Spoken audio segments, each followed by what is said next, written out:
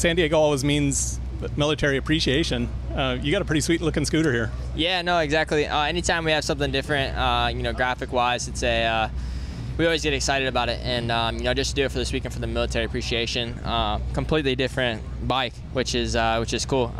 You know, I think the white and the black always looks clean together, and then just to add like the American flag and stuff on it, it's cool. It's a good cause too. How about gear? Yeah, gear, I think we've seen it before. It's just a white camo. Yeah, so it'll just be it'll look really good with the bike. And so far, speed's been there this season. Sometimes the consistency, maybe not so much. Yeah, no, the speed's been well. It's just been getting better, honestly, and that's I mean, I'm not bummed for this weekend, but we've had really good days the last couple of weeks. Like, I feel awesome on my bike, and then last weekend didn't show it, the main event, but I was actually pretty fast all day in practice, and then I whole shot at my heat race and had a mistake there, but yeah, the main event just fell apart first lap. Had that crash, and then I ended up crashing 3 times later in that main event. So it was rough, but man, and it's hard to be bummed about it because I'm feeling really good on my bike, and yeah. So Dan's heckling in the background. Yeah, exactly. He's trying to. But no, it's cool. Like I'm happy with where I'm at. Just wish my results were a little bit better, but you know, the mud this weekend. Like you said, I was hoping for a dry track, but you know, we all have to race it, so just excited to go racing. Does that play in your favor or not? Yeah, I mean, I'm from Florida, so you know, we get to ride in the rain quite a bit back home. My last mud race was Indiana, like full mud race was Indiana, and I did well there. So just main thing is to get good starts. You know, last weekend we had those, so get good starts and just stay up. Talking about those crashes last weekend, did I see one where you got up off the ground and promptly fell over again recently? Yeah, so last weekend, I have a video. I might post it someday. I'll wait for a positive to post it, but I crashed 3 times within probably 50 feet or 50 yards. So yeah, I mean, I've never been close to pulling off before, and I was fuming. Yeah, so my last one though, I went off the wall in Oakland last weekend. I went off the wall, and my clutch was bent down. I went to go grab for it, and it wasn't there. So I actually, it was a pretty big one. I had to jump through my handlebars and like kind of front flipped into the sand. That was my last crash. So like, but actually that straightened my bike out from my first 3 crashes. So I was able to ride after that, which was a good thing. But you know, you just have those where everything's going good all day and all week. Like, I had a really good week, and then just cards don't fall in your favor for the night show, and it's kind of how it was. And you know, that was probably my biggest like emotional race I've had in a while. I was pretty bummed about that, just because like we've been building up, and you know, I found a good setting during the week, and then yeah, just something stupid like that. I literally overjumped that triple by maybe a foot, and whenever I did it, there was just no forgiveness, and I went down. And like I said, it was a bummer, but hey, we're here this weekend, ready to get starts again, and you know, show the speed. Let's keep it on 2. Yeah, exactly. Thanks. All right, Jason, San Diego, but yeah, you know, obviously sidelines for you. Yeah, this weekend I'm going to be just like last weekend on the sidelines again. Kind of had a little bit of an injury a couple weeks ago, so just trying to bounce back from that. And coming into the season, it looked like a little bit of a funk for you. Yeah, it was definitely a funk. I mean, the first round was not that good, and then the second round went better. Was able to get second, and then the third round was the Triple Crown, and I just kind of struggled with that track all night, and had a couple incidents in the last main, and that ended up putting me like 9th overall. So yeah, definitely not what we started last year with, but at the same time, I was ready to try my butt off and get better, you know. Man, how much difference is it being champ, and like you talked about obligations and everything else that you had to do?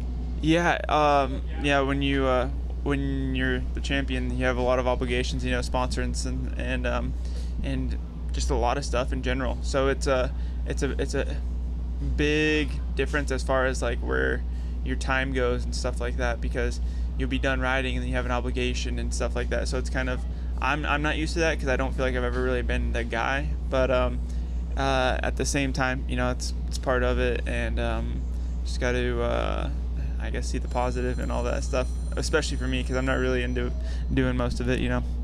Yeah, normally you're the happy-go-lucky guy having fun and everything else. So yeah, that's the yeah, that's kind of the part that I feel like I struggle with a little bit. Is I do like to have fun, and I am pretty mellow for the most part, but a lot of the other stuff kind of goes against that, you know. So it's just a different pressure. People looking for time and attention, huh? Yeah, exactly. They want an interview or whatever it is that they want, and but I guess that's being the champion and stuff like that. That's who they want to get an interview by. So, how big a disappointment was it, you know, not being able to defend it?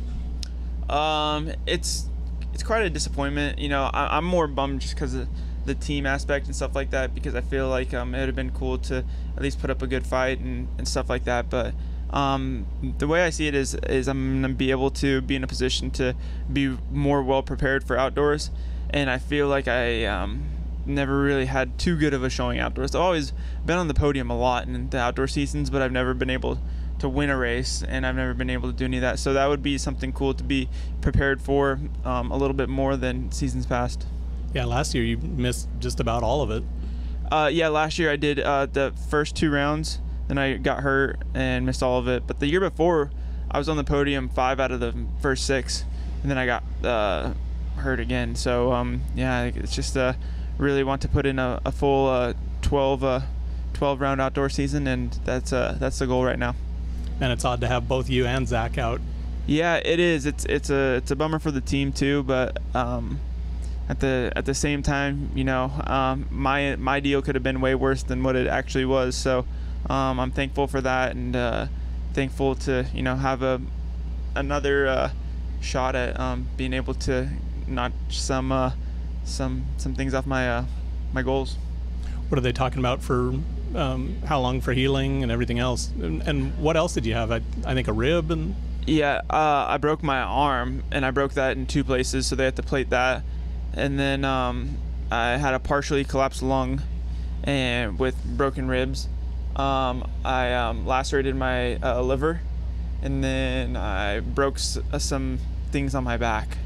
So I'm not bad enough to have like a back brace or anything, but I guess it's like some wings on the side or something like that. The little processes. Yeah. So I broke, I think, a bunch of those on my back.